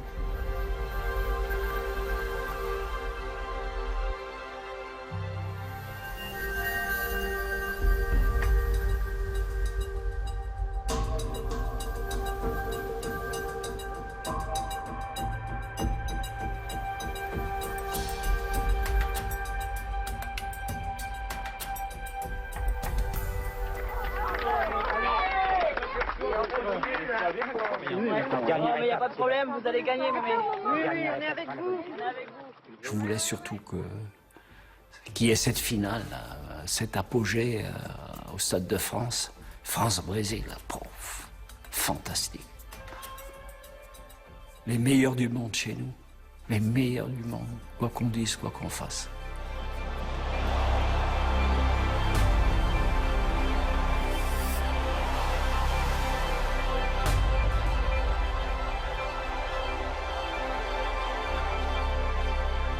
Les Bleus vont jouer une finale d'apothéose contre un monstre de la Coupe du Monde. Le Brésil et ses légendes éternelles, de Pelé à Ronaldo, déjà 4 fois sacré au XXe siècle. Un siècle que la France rêve de voir s'achever sur le couronnement des siens à Saint-Denis. Je me rappelle d'un discours d'Aimé, de toute façon, on retient que les vainqueurs. Donc on est arrivé en finale, c'est beau, c'est bien, le peuple français est content, mais ce qu'on retiendra, ce sera les vainqueurs. Les deuxièmes, on ne les retient pas. Qu'est-ce qu'on risque? Que les Brésiliens soient extraordinaires et qui nous amènent, qui gagnent? Mais ok, mais il va falloir qu'ils soient extraordinaires. Bravo, bravo les gars, vous avez gagné. Par contre, il va falloir aller vous la chercher cette finale. Donc voilà.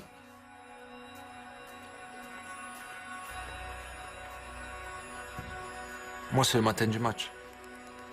Quelle sérénité, quelle tranquillité qu'il y a entre nous, en fait. Mais on sentait vraiment on se serait cru le lendemain d'un match qu'on venait de gagner. Ça faisait que rire, tu sentais pas la moindre tension de quoi que ce soit. C'est dingue.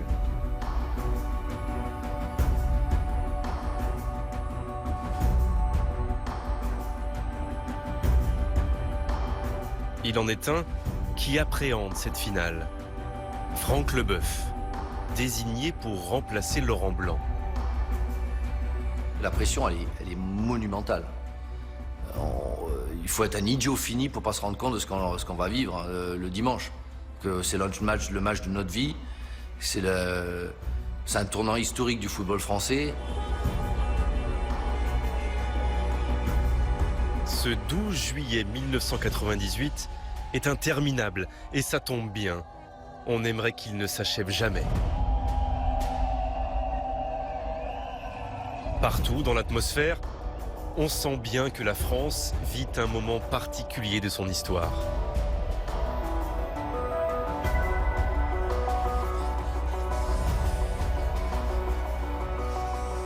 On passe cette rangée de rhododendrons.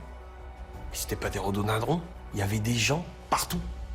Les arbres étaient fleuris de gens.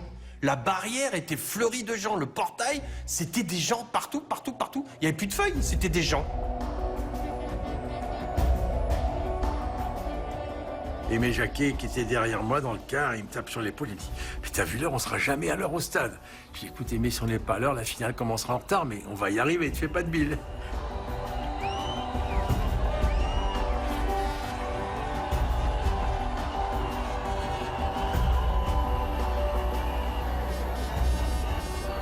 On voit cette haie d'honneur qui ne s'est jamais arrêtée. Moi, je me rappelle d'être au téléphone avec un ami et qui me dit « Mais t'es en train de passer en direct à la télévision ?» Et je regarde en me retournant, je vois une caméra qui filme le bus et qui nous filme et on est en direct, etc. Ouais, tout est démesuré, quoi.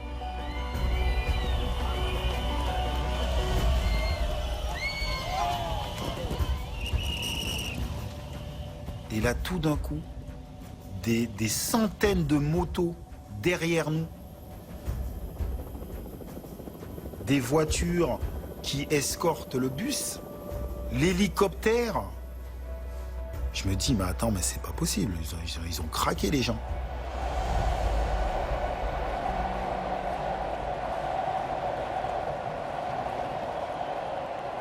On rentre au Stade de France et je prends mes pulsations.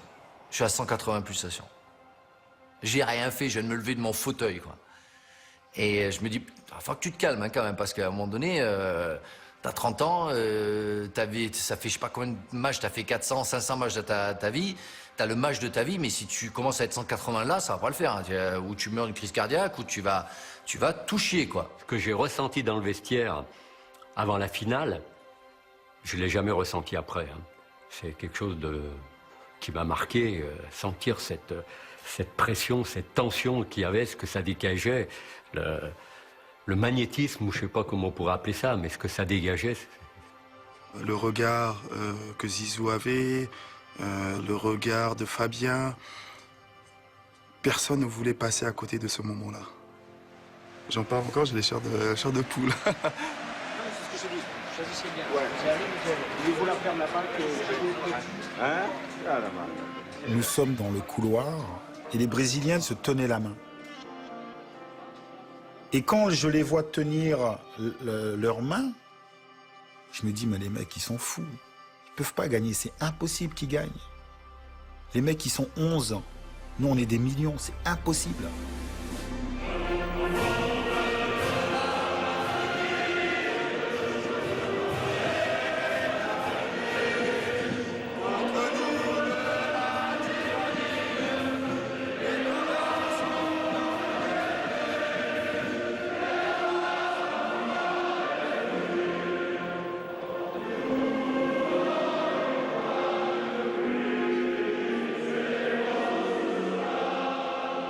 La veille du match, Lolo Blanc qui passe me faire signe dans ma chambre.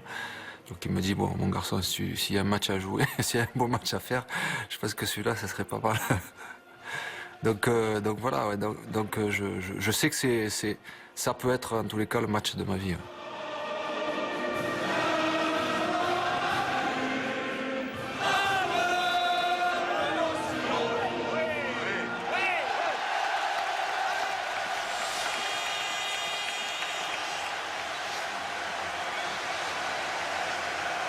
« 78 000 spectateurs, 2 milliards de témoins à travers la planète. Et les regards posés sur celui que tout le monde attend. Mais après, moi, c'est... Dès que l'arbitre siffle, c'est fini dans le match. Après, là, ça joue. Nous, on veut jouer. On veut du jeu, ça joue et on se régale, quoi.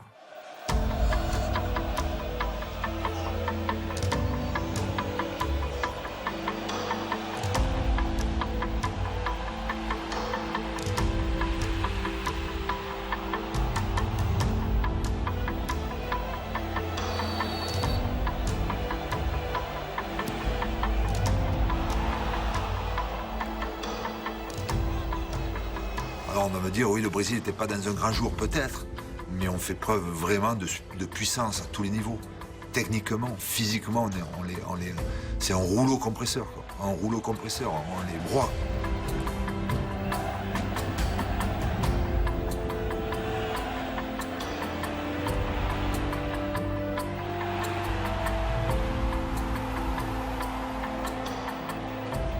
Avant le coup d'envoi, le doute a plané sur la présence de Ronaldo. Une valse hésitation encore un peu mystérieuse aujourd'hui. Finalement, l'avant-centre brésilien est bien là, face à Barthez, le gardien français qui sait peut-être encore plus qu'un autre à quel point celui qui gagne les duels gagne le match. Moi, j'ai une image qui me vient, c'est celle de l'arrêt justement de Fabien sur Ronaldo.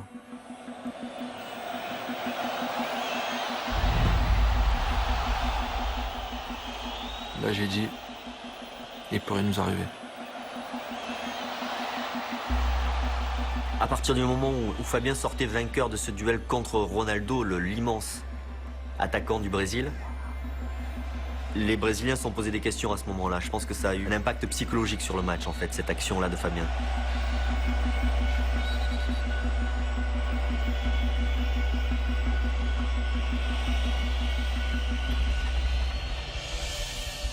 Ils avaient beau faire ce qu'ils pouvaient faire, leur grille, leur dribble, essayer de jouer à la brésilienne, combiner à 2-3 dans de petits espaces. On était toujours présents. Au fil des minutes, ils se sont liquéfiés en fait.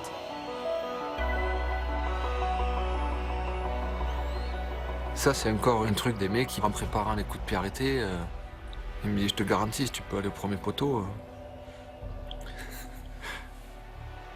Finalement, il n'avait pas tort, quoi.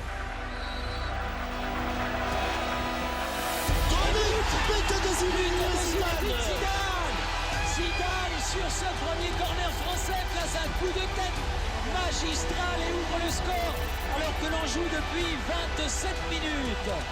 Corner rentrant d'Emmanuel Petit. Moi, je le crois, mon entraîneur. Et donc, j'y suis allé, ça a marché.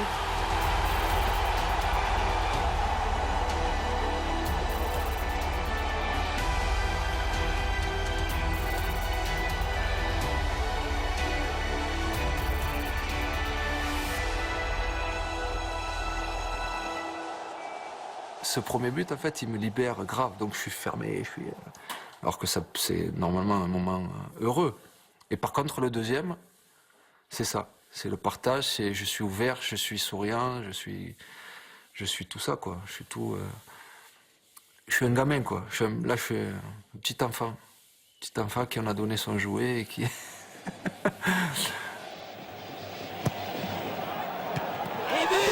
Zidane! Deuxième but de Zidane! Je vous avais dit, il y avait le corner qui venait, il y a eu 2 corners et c'est le doublé de Zinedine Zidane. Juste avant la mi-temps, l'équipe de France mène 2-0 face au Brésil. Il a attendu la finale de la Coupe du Monde pour nous les sortir, quoi. Et la légende de Zinedine Zidane a démarré là.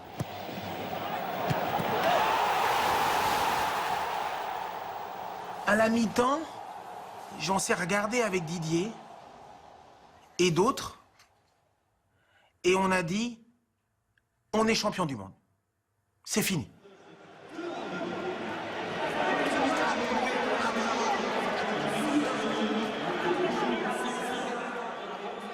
Il faut être vigilant, on ne sait jamais, mais faire en sorte d'éveiller tout le monde, que voilà, il reste 45 minutes, on mène 2-0, mais connaissant notre force, jamais de la vie, il nous aurait remonté de but. Impossible.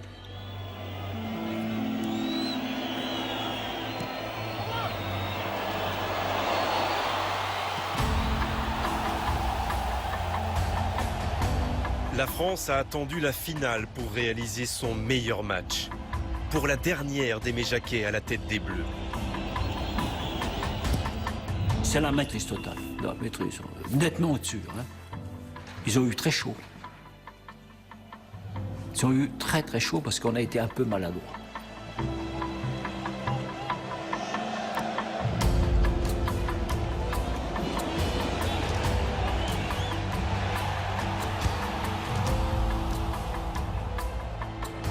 C'est ça qui est dommage, parce que cette année-là, je marque 47 fois. Toute compétition confondue. Eh ben, j'aurais préféré en marquer 20 de moins en club et de mettre ce petit but ce jour-là. Mais c'est comme ça fait partie du foot.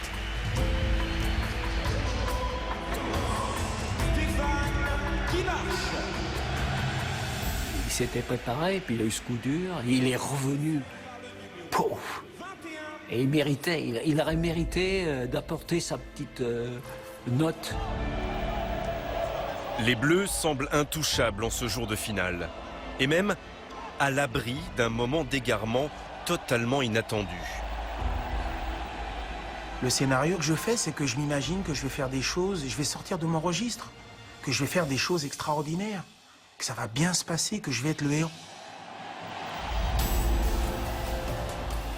Je vois ce ballon qui part. On est à peu près à distance égale avec Cafu. Et je me dis, putain, c'est pour moi.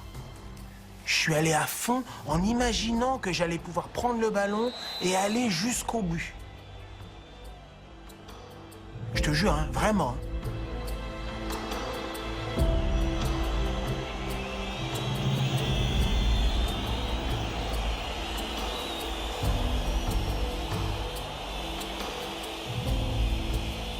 On sait que Dédé et Bogo vont faire le boulot, donc franchement, on est à 6 derrière avec Fabien, on va aller à la guerre, on va mourir s'il faut. Et on n'est pas plus inquiet au point que beaucoup d'entre nous ont oublié que Marcel avait été expulsé.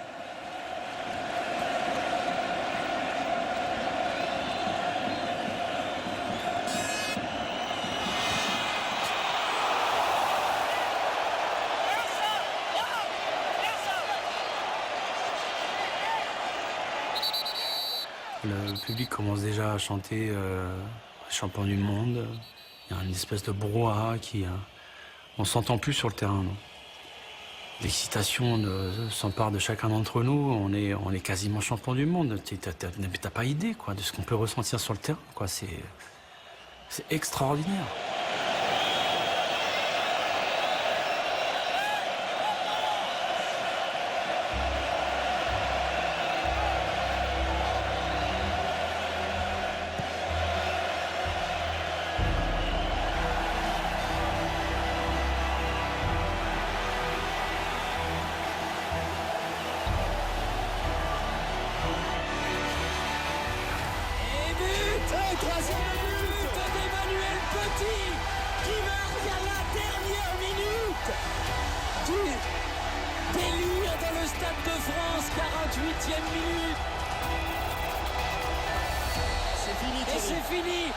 L'équipe de France est championne du monde. Vous le croyez ça, l'équipe de France est championne du monde en battant le Brésil. 3-0, 2 buts de Zidane, 1 but de Petit. Je crois qu'après avoir vu ça, on peut mourir tranquille. Enfin, le plus tard possible, mais on peut. Ah, c'est super. Quel pied. Ah, quel pied. Oh, putain. Oh là là là là là là. Oh, c'est pas vrai. Moi, j'ai eu une coupure. Après la finale, quand mes gamins ils sont venus, on les a embrassés, tout ça, Thierry, tout ça, ils étaient tous tellement heureux. Et j'ai eu une coupure. Je me suis plus souvenu de ce que j'ai fait. Et j'avais peur de ne pas avoir salué Zagallo.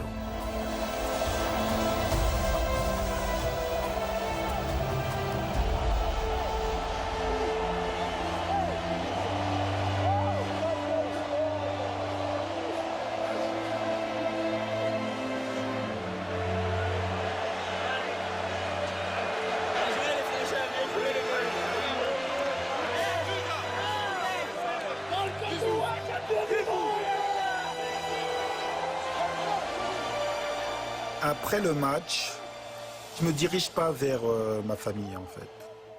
Je vais voir mes amis d'enfance, ceux du bac à sable. Ouais. Parce que pour moi, c'est surréaliste, quoi.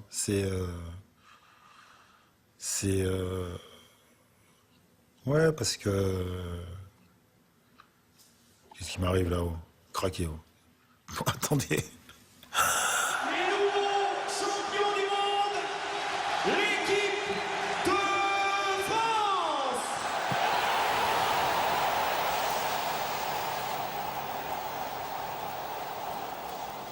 Champion du monde dans son pays contre le Brésil. Ah, tu peux tourner dans tous les sens, je pense pas que ça va arriver une deuxième fois, ça.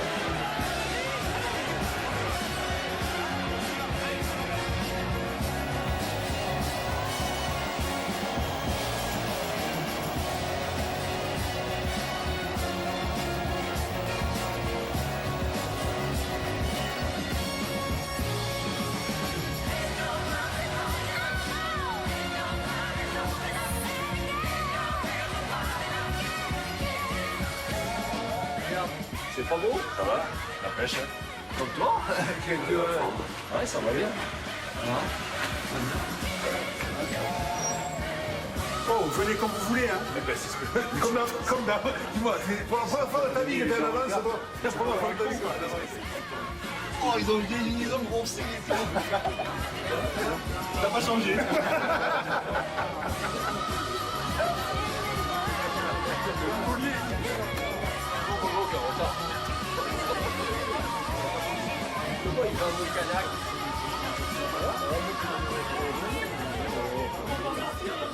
Il a pas embêté encore aujourd'hui.